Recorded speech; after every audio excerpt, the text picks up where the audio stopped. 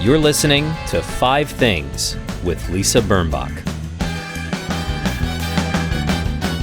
Hi, I'm Lisa Birnbach, and this is 5 Things That Make Life Better, sponsored by One Day University. That's onedayletteru.com, where you can find over 200 talks from America's greatest professors. My guest this week is drummer and co-founder of Talking Heads and Tom Tom Club, Chris Frantz. He has written a memoir called Remain in Love, and though it's a memoir and does what memoirs do, which is trace his life until this point, it's really about the enduring love affair he has with his wife and bandmate, Tina Weymouth, and the story of how Talking Heads started Tom Tom Club, the tours, the recording studios. One was in the Bahamas, and it's really a great story because it turns out so well. I will say this, I now feel that my new standard of romance is find someone who thinks of you the way Chris Frantz thinks of his wife, Tina. But first, let me tell you what I'm thinking about this week. I have been watching the impeachment proceedings on and off the last few days, and it hurts my head, my heart, my ears, my belly, everything to hear Donald Trump's voice again. It's like our abuser has come back to haunt us. But I do believe that we need to see this process through. How can any parent teach his or her or their kid right from wrong without everyone having to experience the consequences of bad behavior? I think about this a lot, actually. I heard my share of how come Andrew didn't get punished the way I did when I was raising my exhibits. And I just had to say, okay, I'm the meaner parent. I'm strict. I'm sorry. That's who I am compared to, Andrew's mother. But in the end, I think my children are nicer. And I think that my kids respected limits that I put on them. And I think all kids do, to be honest. The impeachment managers from the House have done a superb job of presenting the jury a clear set of arguments for why Trump must be convicted. Now, the disrespect some Republicans have shown, twiddling their fingers, putting their feet up, and doodling, I'm talking about you, Rand Paul, you, Josh Hawley. That's disgusting, honestly. And if they vote to acquit, in my opinion, they are auditioning for a bigger piece of the base's vote. Ick, okay? Ick. But let's go back to love because Valentine's Day is coming up and it's one of the trickier fake holidays, but yet I do know it's coming. And also I'm thinking about a wedding that I'm slowly planning. So I'm thinking about love, and now my 5 things that make life better. Happy fake Valentine's Day to you too. Number 1, Representative Jamie Raskin. Again, his opening argument, which he presented to the Senate on Tuesday, was eloquent and emotional. His love of his country is palpable, his words memorable. You can listen to them. I've linked it on my website at lisabirnbach.com. Number 2, this video, also on my website, which my friend Paul sent me and made me cry happy tears. Number 3, my mom got her second vaccine, for which I'm quite grateful.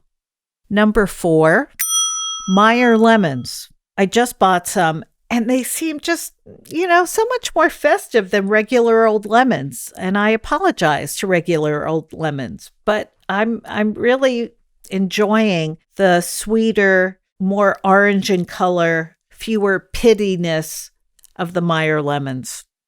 And number 5, shopping local. My daughter Exhibit B and I have been talking about this. We're trying to patronize the shops that aren't Amazon, that aren't Apple, that aren't franchises, the shops that have one branch and they are working like hell to stay in business, no matter what they sell, food, sculpture, textiles. It's tough to expect people to buy new things during this shutdown, and especially if they've lost income. But I just bought a shirt from a shop in Venice in Los Angeles called SALT, which has always been one of my favorite stores. And I'm going to try to mention a local shop every week for the next several weeks. And now the happy romantic life of Chris Frantz. Don't go away.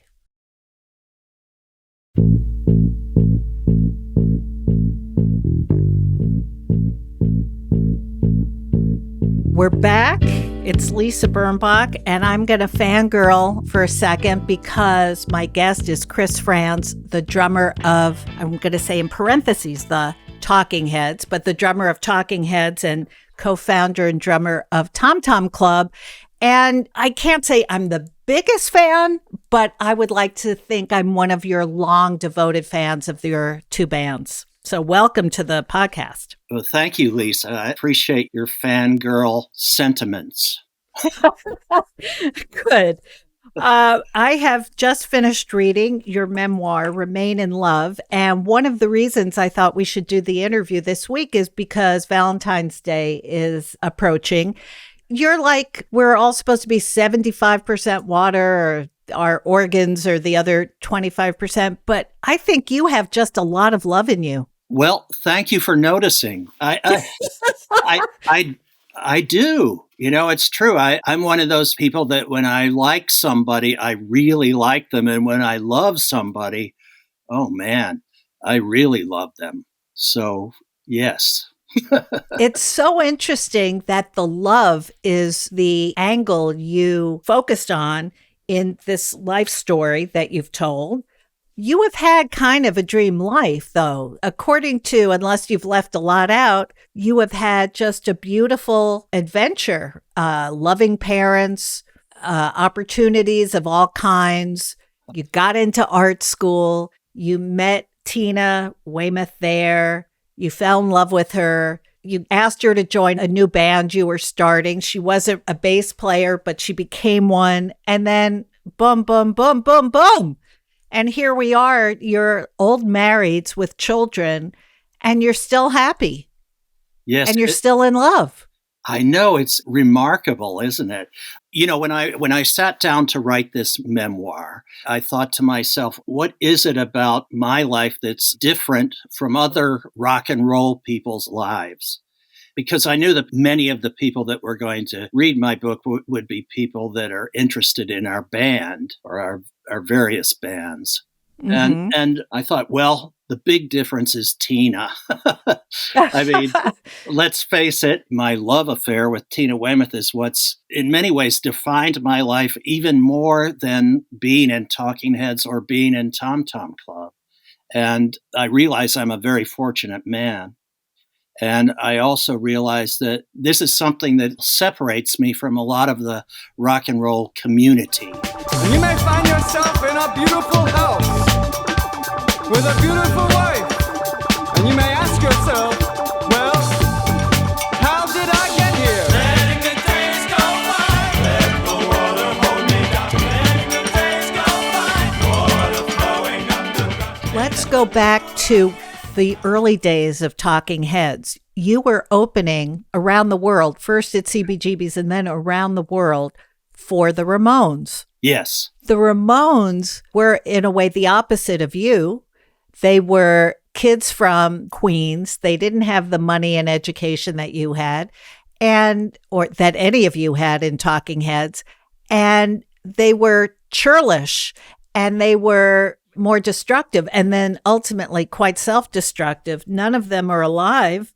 And there you and Tina are not only alive, but still thriving, still married. I mean, it's not every day. Yeah, it's not. That your business is not really suited to monogamy and fidelity. You are correct. What did you and Tina do when you were traveling and David Byrne and Jerry Harrison were single and the groupies and so on would come and inundate you backstage? Well, you know, I'm sorry to say we didn't really have groupie inundations. What? What? The kind of girls that Talking Heads appealed to for the most part were not your regular rock and roll groupie types. They were the girls that, wrote poetry or designed their own clothes or nowadays teach a yoga class.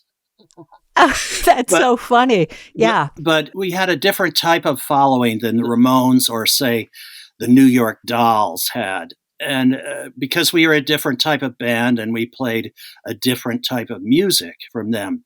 But I can tell you, just to digress a little bit, working with the Ramones was so great. You know, we got to tour with them. They had been to Europe one time before, or to England, rather. So they had a little bit more experience touring than we did. But we were very fortunate to be offered the opening act for this tour of Europe in 1977, the spring. We went over in the month of April and we worked into the month of June. It was a pretty good long tour, and it was at the heyday of punk music. And I can tell you that every show was sold out. Every show, the kids went nuts. And not just for the Ramones, but also to a slightly lesser extent for our band, for Talking Heads. I mean, can you imagine seeing Talking Heads and the Ramones on the same bill? No, You know? no, actually. And so it was a very interesting bill. And it was, as I say, it was at the heyday of punk. And all the promoters really had to do in Europe was to put up a poster that said, 2 bands from CBGB's, New York Rock. And the show would sell out. And so CBGB's, as you've described it in your book and also now, was really a brand well known around the world to punk aficionados. Yes, it was. And how they found this out was that, well, the music press in Europe was quite active. They had like weekly publications. You know, in America, we had Rolling Stone like what? Every month? Once a month? Yeah, maybe? Once a month. Yeah. And Rolling Stone, at least by 1977, was pretty mainstream. But in England and in France and in Holland, they had these weekly magazines. So they needed new information, new stories every week. Right. They hungered for information about American. Exactly. And, okay, you talk about now April 1977 until May. Your memory is unbelievable for a guy who was on the road, which to me, having been just a mere author on the road, I don't remember, was that April, was that January, was it, cold or hot out? And by the way, I don't remember the detail that you remember, and I was not smoking the amount of pot or doing any of the other things that you did. How do you remember the detail? Well, I still smoke a lot of pot. That's a beautiful thing, Chris. But actually, I don't smoke it anymore. I do the edibles, which are better for the lungs. But, I'm just blessed with a good memory. I'm knocking on wood because, my mother had Alzheimer's. And a lot of my friends, for example, when I met David Byrne, the guy I was making he asked me to help make a soundtrack, a musical piece for this student film, RISD student film he was making of his girlfriend getting run over by a car. As one does. And he knew I played drums, and he said, Chris, could you create a piece of music that's like really cacophonous and crescendos and then fades out for this scene of my girlfriend getting hit by a car? And I said, sure, man, I can do that. And he said, you mind if I bring a friend who plays guitar? And I said, sure, man, that'd be great. And so we met where I was keeping my drums at Tina's Carriage House near Brown on the corner of Hope and Benevolent. Actually, the Brown tennis courts were right there. Oh, yeah. And I was keeping my drums there thanks to Tina. So because her parents moved to Providence while she was a student at RISD. Yes. So anyway, my friend came in. He introduced me to David. I kind of recognized David, although he now had a completely different look than he had in earlier days. But we did the piece of music. My friend recorded it on his Nagra tape recorder that he borrowed from the school, And he can't remember a single thing about it. I mean, he's or the girlfriend. He not only can't remember introducing me to David Byrne, he can't even remember the film. He does. Wow. He does remember his girlfriend, but he said to me, "Oh, you must be thinking of Gus Van Sant," who was another classmate of ours. And I said, "No, I know the difference between Gus Van Sant and you, Mark." Wow. That is crazy. Yeah, you're right. You are so lucky. I have. You could have titled your book "Remain in Great Memory," "Remain in Cognitive uplift or Yes. cognitive strength. Well, let's hope this cognitive strength lasts. Yeah, I mean, you may need to be an exhibit at the Smithsonian. Seriously. Smoking or ingesting pot for 50 years and the memory that you have for detail. I mean, I know there are pictures that can jog a memory, and Yes. you've probably been photographed a lot, but Yes. still. And, Tina was in 1977 when we went to Europe for the first time. Tina was our tour manager. Well, we had a professional tour manager, but she was the one that kept the books for Talking Heads. I know you said that. That was so crazy that she'd come back at the end and nobody expected this tiny little woman to be in charge of the exchequer. Yes. But she kept not exactly journals, but she kept date books that she would buy at the Metropolitan Museum of Art. The one for 1977 has King Tut on the cover. Remember that? Remember that show? I do. I do. So she would write down the date of the show, like, okay, this day we played Paris at the Bataclan Theater. It was a great show. The promoters were good. The hotel was nice. We should come back to this spot. So she kept dates like that so I could review her date books, and that really helped jog my memory quite a bit. Now, one of the revelations in the book, of course, is I don't want to call it a conflict, but the difference of opinion in the creative contributions of you and Tina on one side and David Byrne on the other side. It seems that David Byrne took an enormous amount of credit for the music that you wrote. Yes. Well, David has a thing with credit. He tends to not understand where other people begin and he stops, he ends, or vice versa. It's just something about the way he is. And we had to learn to work with him in spite of that. Now, some people have said, well, why didn't you just quit? And I usually say to them, well, would you want to be the guy who quit Talking Heads, like when they were just getting going, before they had this enormous success? Would you want to be that guy? And and also you and Tina co-wrote Psycho Killer. Yes, we did. And so why let him just play it when it was yours also? Well, we can play it anytime we want. Better run, run, run, run, run, run, run away. Oh, Psycho Killer, qu'est-ce que c'est? But the credit issue was an ongoing thing, and we learned to just kind of roll with it because, every rock and roll band has a person who's problematic in the band. Mm-hmm. And in this case, he was also a magnificent artist and frontman and completely unique, which is why we worked with him. When you talk about artists working together, sometimes the reason that artists work together is not a rational reason. It's not like if you join a law firm and you bring this to the law firm and that's why they want you to be in the law firm. It's not like that. There are intangible things and things that are just kind of, what's the word I'm looking for? The word was metaphysical. There are actually metaphysical aspects to being in a successful artistic adventure. And, between David and Tina and I, and later Jerry Harrison, we had some great accomplishments in spite of a few problems. Yeah. Well, you're right. Many bands have had troubles or falling outs or fallings out. Uh-huh. I mean, the Beatles didn't stay together for that long. Yeah. Was it hard to perform with David when there were these underlying tensions between you? Not really. When we got on stage, everything was great. It was like we had to disassociate ourselves from the business world and stuff like that and just think about the art. And, I've said this before, and I say it in my book. Yes, we were interested in making some money. That would be wonderful to make some money. And we loved the idea of being famous because Andy Warhol said it was great to be famous, Uh-huh. But what we really wanted to do was make our mark in music history. That was our ultimate goal. And thank goodness we did that. You did do that.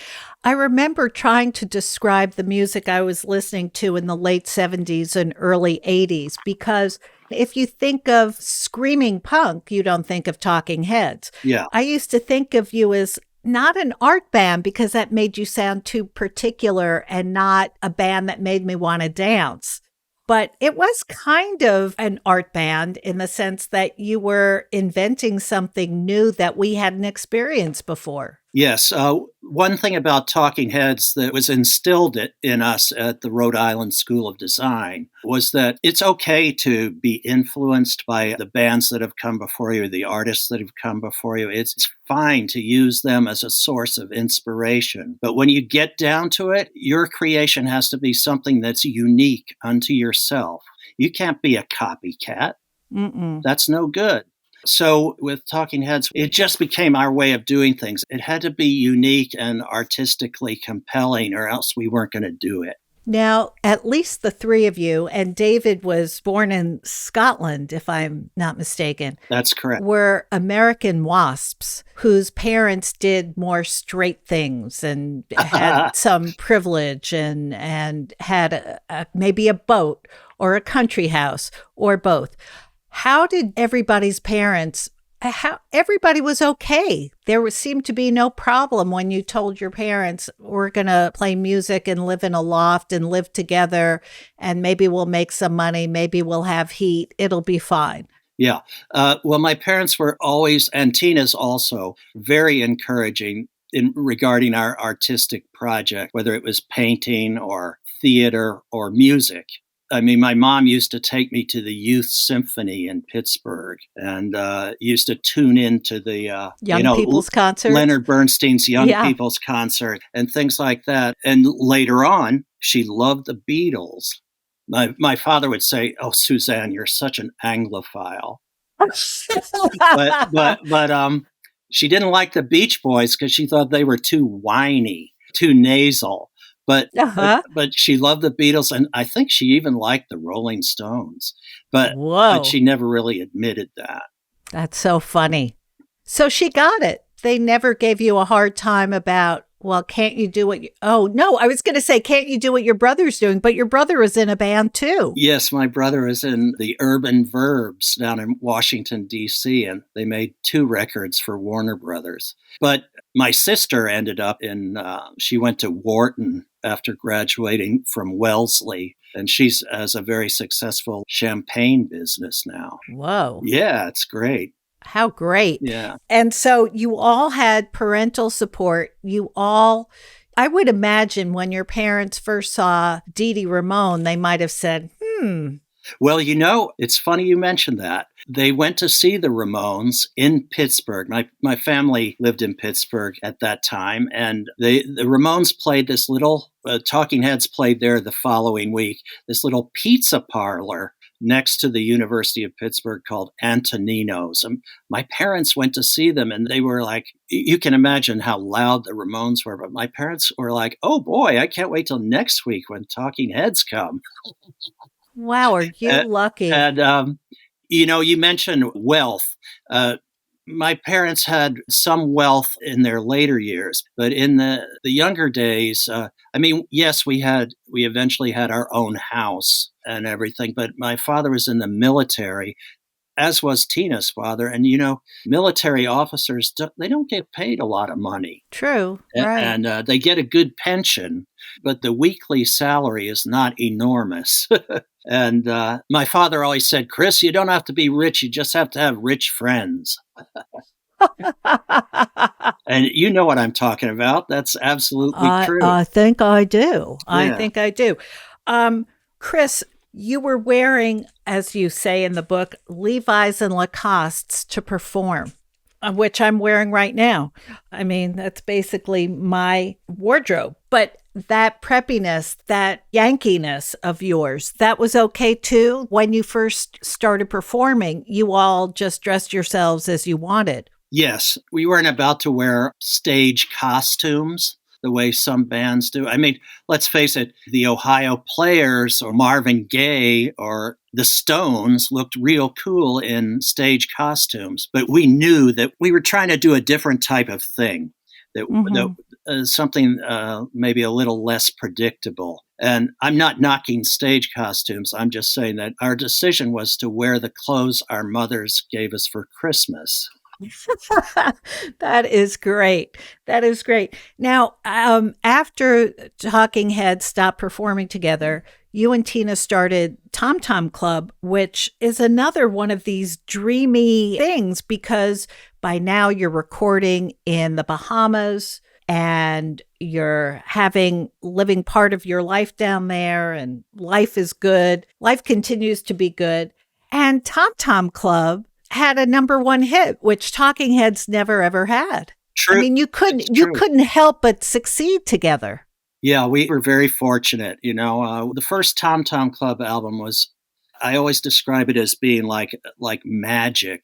I don't know how it came out to be so popular and so influential, but it did. And we've been trying to catch that magic ever since with varying degrees of success.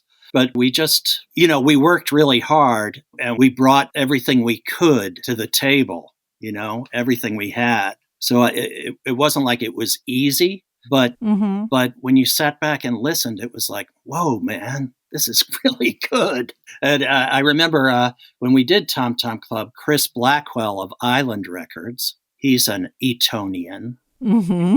He's raised in Jamaica. He knew us. He said, Chris and Tina, come on down to Compass Point and cut a single. And if I like the single, then you can do a whole album. So we came down to Compass Point and we recorded a song which turned out to be Wordy Rapping Hood. And we called him to listen to a rough mix of it when we were more or less finished. And I could just see his grin, from ear to ear. And when it finished, he said, would you play that again? And he liked it even better the second time. Words in papers, words in books, words on TV, words for books, words of comfort. Did you actually see dollar signs over his irises in his eyes? Well, he was a very wealthy man already, but he was always on the lookout for a hit. And so he said, all right, Chris and Tina, I want to release this right away as a single in Europe, the UK, and Latin America. So we said, cool. And it went to like top 10 in pretty much every single country it was released. And in Argentina, it was number one for like 10 weeks. Wow. And you can sell a lot of records in South America. So it was great. And then finally, our American record company woke up and said, oh, I guess we should release this after all, because they had not expressed any interest in a project from Chris and Tina. They gave David Byrne a record deal. They gave Jerry Harrison a record deal, but they were like, we can't give every member of the band a record deal. So yeah, that was pretty lame. Pretty lame. So they woke up when Chris Blackwell had imported into the United States 150,000 12-inch singles and sold them all. Genius of Love. Mm-hmm. They woke up and we had an album deal in the U.S. Incredible. Yeah. Incredible. Yeah. And how was it raising children while you were in a band? Well, it was challenging, but we love our kids and they've turned out really well. Knocking on wood again. But seriously, did they come with you once they started school? Did you stop touring? Did you have nannies coming on tour with you with the kids? It's hard enough being a first-time parent without a band. We did. We had to rely on nannies and also our parents. And fortunately, it all worked out okay. But yeah, when school became a serious thing for the children, we had them in public schools because the public schools were much cooler about having them come and go with our travels. And we live up here in Connecticut and the public schools are very good. Eventually realized that it's not good to be away from the children for any length of time, especially one time we were away for 6 weeks, without them, and we realized that was a big mistake. So we made our tours shorter. We would tour in little bursts, like 10 days to 2 weeks, things like that. Well, I'm sure your kids, you said they turned out great. And I'm sure one other thing is that they had the coolest parents in school. Well, Just, you're probably right. What, when you are a rocker in your 60s, is being cool still cool? Well, it's harder and harder to be cool, but I don't know. Tina's cool as hell. I mean, every day, and I'm doing my best. Well, it's great, great, great talking to you. I thoroughly immersed myself in your book, and I stopped and played cuts of your songs. I gave myself an audiovisual experience. That's a good way to do it.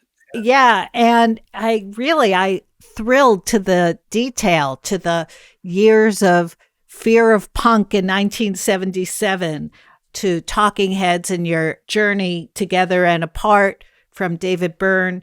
And I really enjoyed reading about the love you have for your wife, for your life, your appreciation, which is a lot of what this podcast is about. Well, so Chris, thank you so much. And I think it's time to hear the 5 things that make your life better. Oh, good. I've been waiting for this part. Some people like this the best. Yeah. Some people like it the least. Okay. Well, okay. Shall I start with number one? Let's start with number 1. Yeah. Number 1 of the 5 things that make my life better are my 2 beagles, Poppy and Kiki. Poppy is now 13. Wow. And Kiki is 8. They've traveled with us. Poppy has been to Europe 12 times. Wow. She couldn't go this year because of the pandemic. So right. Kiki has been to Europe 6 times. What turned you into a beagle lover? Well, we had a beagle when I was young. She was actually a birthday present on my brother's 8th birthday. Ever since that dog, we've always preferred beagles. They're not the easiest dogs to train, but they're full of love, and they're just fun, and they have a really good smell. As they don't smell bad. Oh, note to self. Yeah. Next dog may be a beagle. Oh, and I was going to say, I think my next book, they might be characters, sort of featured characters in my next book, which I'm kind of planning. Ooh. Yeah. Oh, very cool. Yeah. Okay, number 2. Number 2, tropical islands. When I was a kid, I used to love things like Swiss Family Robinson and Treasure Island and stories like that. There were always Gilligan's Island. Yeah, Gilligan. Yeah, that one too. There were always palm trees and tropical drinks and people having a good time on the beach. But I never got to a tropical island myself until we recorded our second album, More Songs About Buildings and Food, down at Compass Point in the Bahamas. And I loved it so much, we actually bought a little apartment down there to live. And I've also been to, Barbados, and I've been to Puerto Rico, and I've been to Haiti, and I've been to Jamaica. Love them all. I like the people. I like the food. Although some of these islands are not really known for their haute cuisine, but I love the ambiance. And do you still have a place at Compass Point? We do. Oh, nice. We do. In fact, I'm getting some new hurricane-proof glass put into the windows there. Oh, neat. Yeah. There's something so relaxing about being on an island. You feel sort of off in your own bubble. Yes, exactly. And number 3? Number 3, I said, was visiting Brittany in France. Brittany is where Tina's mother and her whole mother's side of the family was born and grew up. And Tina spent a lot of time there as a young person, particularly in the summers. Brittany is the northwest corner of France, and it's kind of comparable to the Maine coast. Right. Rocky coast with cliffs and craggy boulders and things. But it's also the Celtic part of France. It has a lot in common with Wales and with Ireland and Scotland, and those type of people. And Tina's mother kept their family home there. Tina's mother is no longer alive, but Tina became kind of the steward of that home. So we spend a lot of time there. We used to go for a week, and then we go for 2 weeks, and then 3 weeks. And the last time we stayed for, I think, 10 weeks. Oh, nice. And it's a wonderful place. It's like going back in time. People have microwaves and they have cable TV and they have, the internet and all that. But there's something about the quality of life that reminds me of the 60s or maybe even the 1950s. Things are slower and people are more friendly. Ah, that's very nice. So I love it there. And let's see. Number 4, sailing.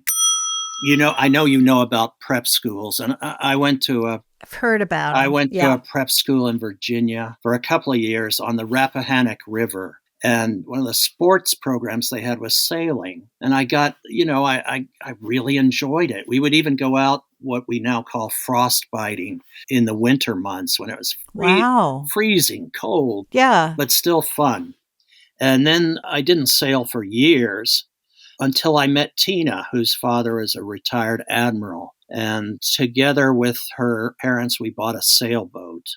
A really nice one, a sloop. And we cruised all up and down the east coast of the United States and down to the Bahamas, numerous visits to the Bahamas and all through there's 700 islands down there in the Bahamas. So we really got around and we traveled to most of the good ones. And we found that this was during the peak of Talking Heads, and we found that it was a really good way to blow off steam and to clear your head and to sort of reposition yourself for the next tour.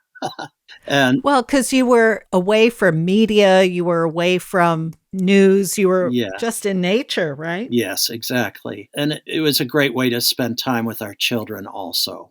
So we love that. Unfortunately, we had to let that sailboat go to a very nice British man who bought her from us. But now we joined a little yacht club nearby, and they have boats that are all rigged and ready to go, like 18-foot long. They call them Ideal 18s, and we go out on those just on a whim.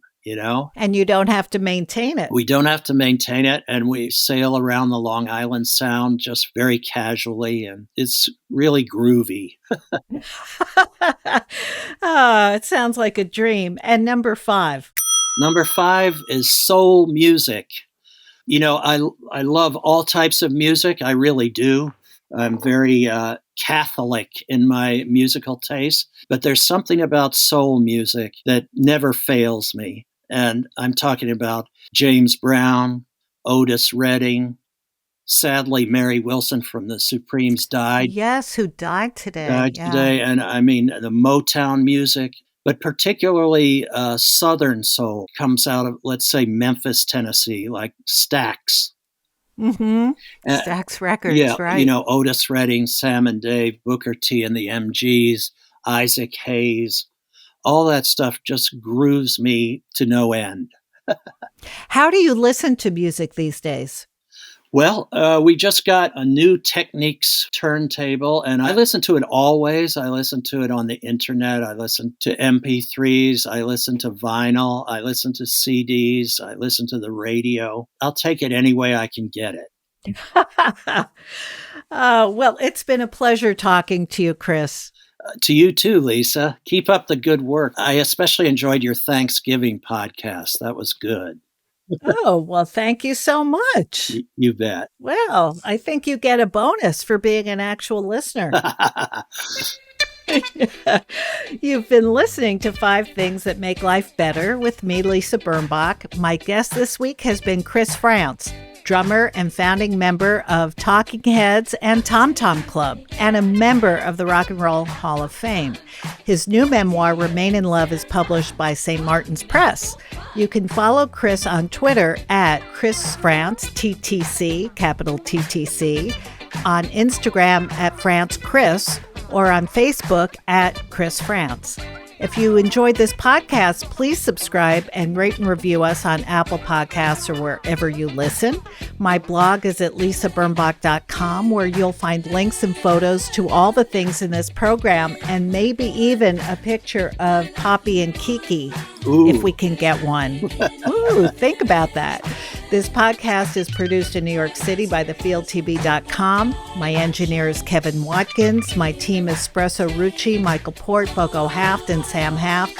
Until next week, wear a mask and act natural. Bye-bye.